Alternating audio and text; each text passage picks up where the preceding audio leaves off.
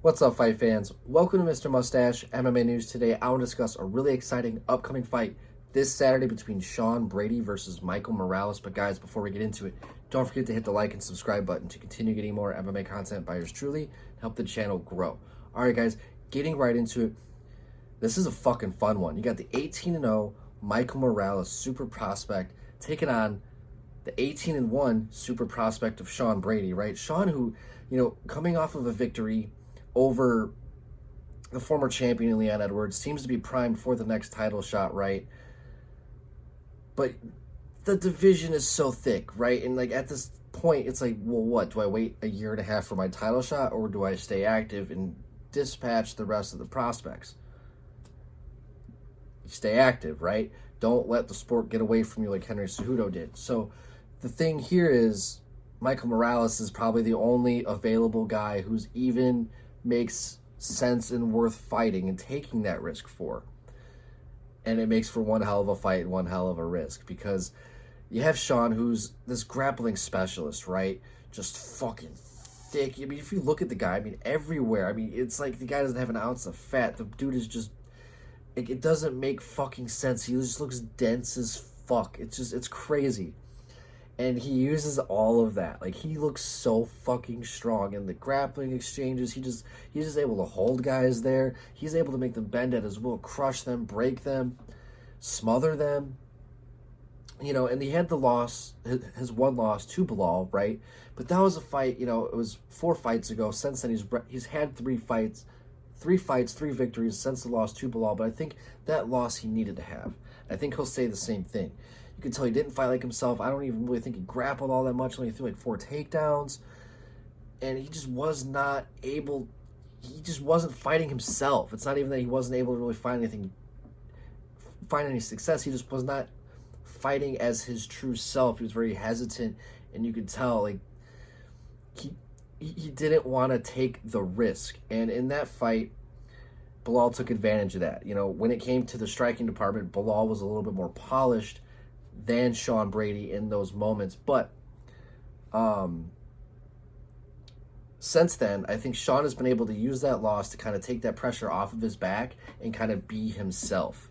And since then, he's rattled off 3 straight victories. And even, I mean, the most recent one with Leon, the former champion, he was just able to just slowly break him down. And it was just fucking impressive. But here against Michael Morales, 18-0, he has been putting guys away, slowly rising through the division, which I think is the right way to kind of bring up a prospect, especially someone as talented as he is, 26 years old, tall, long, and lanky, I think he's about 6'3", very long reach, I think about 79-inch reach, and I think that's going to be something that's going to be very difficult for Sean to kind of get in on, because what Sean's abilities, Michael's going to have a lot of leverage on his side when it comes to his takedown defense. So it's like the things that Sean, I don't think he really has too many of the tools to really be able to break that distance of Michael Morales, unless he's able to kind of get him against the fence and just kind of walk him back against the fence. Because I think if he tries to get in on a single leg or anything like that, I think that Michael has the striking, the accuracy, he utilizes his length very well, fights bladed. I think that, he would catch Sean coming in. So, like, this is one of those fights I'm really worried for Sean Brady, because Michael Morales is fucking good everywhere, right?